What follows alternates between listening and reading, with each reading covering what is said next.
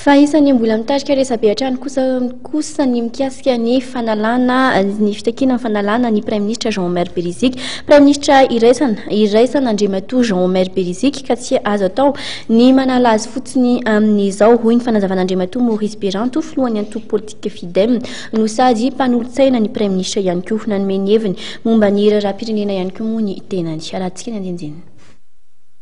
Ny raha nanametraka ny Prime Ministre iraisana ary tsisy afaka manala ny Prime Ministre hoy Andriamatoa Maurice Beranto filohan'ny antoko politika FIDEM no sady mpanolotsaina amin'ny Prime Ministre. Nosorotan'ity mpanao politika ity ihany koa fa tsy tokony fanenjehana be fahatany no tanterahana fa tokony fitakiana amin'ny fitondrana manara-penitra amin'ny fanajana ny soniana atao ahafahana mamoaka ny firenena amin'ny krizy.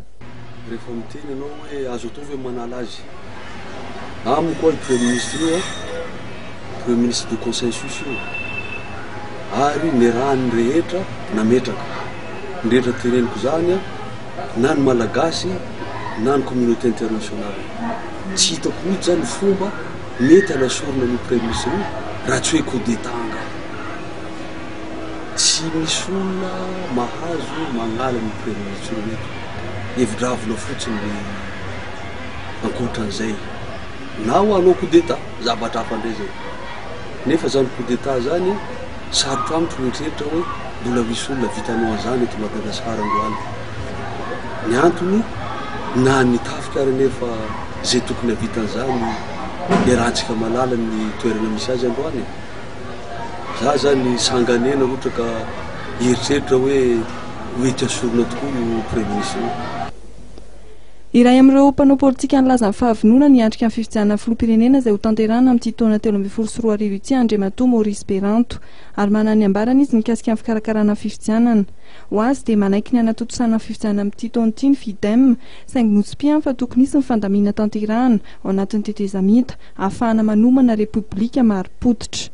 Nisany tsy nanaiky nisy ny fifidianana teto Madagasikara raha mbola ny fitondrany ny asa teny ny karakara ny fifidianana no ny antony zay fantatsika rehetra daholo fantatsika rehetra ny lisam-pifidianana sy ny alabatso ny sisa.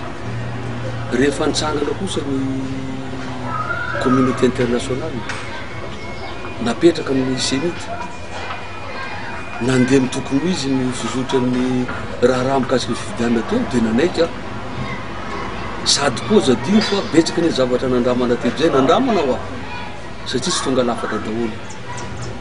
Ny tena tadiaviny averiko aminao fa tetezamita andamina firenena ny tadiaviny dia za mihitsy ny teny hoe halamina aloha ny firenena amboarina ny tena marepublika ny republika atsaraina ny fitsarana atsaraina ny fampianarana atsaraina ny fitsabona averina ny maharepublika ny republika zany hoe fitaovana maharepublika ny republika io averina zay vao no fifidianana. Marihana fa ny filohan'ny antoko FIDEM izay mitaky ny tokony hitazomana ny tetiandro izay efa mifarotan'ny senity sy ny vondrona iraisam-pirenena.